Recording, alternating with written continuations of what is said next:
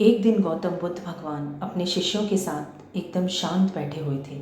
उन्हें इस प्रकार बैठे हुए देख शिष्य चिंतित हुए, कहीं वो अस्वस्थ तो नहीं। एक शिष्य ने उनसे पूछा कि आज वह मौन क्यों बैठे हैं, क्या शिष्यों से कोई गलती हो गई है। तभी कुछ दूरी पर खड़ा व्यक्ति जोर से चिल्लाया, आज मुझे सभा में बैठने की अनुमति क्यों नहीं दी गई। बुद्ध आंखें बंद करके ध्यान मग्न हो गए। वह व्यक्ति फिर से चिल्लाया, मुझे प्रवेश की अनुमति क्यों नहीं मिली। इस बीच एक उदार शिष्य ने उसका पक्ष लेते हुए कहा, उसे सभा में आने की अनुमति प्रदान की जाए। बुद्ध ने आंखें खोली और बोले, नहीं, वह अछूत है, उसे आज्ञा नहीं दी जा सकती। यह सुनकर शिष्यों को बड़ा आश्चर्य हुआ। बुद्ध उनके मन के भाव समझ गए और बोले, हाँ, वह अछूत है। इस पर कई शिष्य बोले, हमारे आश्रम में जात पात का कोई भेदभाव नहीं है, फिर वह अछूत कैसे हो गया।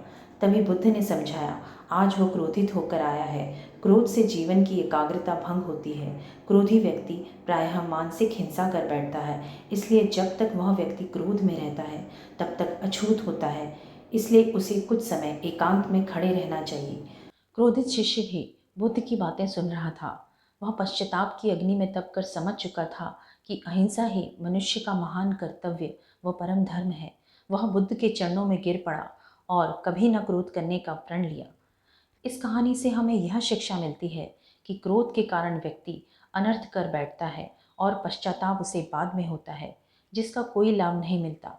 इसलिए हमें क्रोध नहीं करना चाहिए। असल मायने में क्रोधित व्यक्ति अछूत हो जाता है और उसे अकेला छोड़ देना चाहिए। क्रोध करने से तन, मन और धन तीनों की हानि होती है। क्रोध से ज़्यादा हानिकारक कोई और वस्तु नहीं।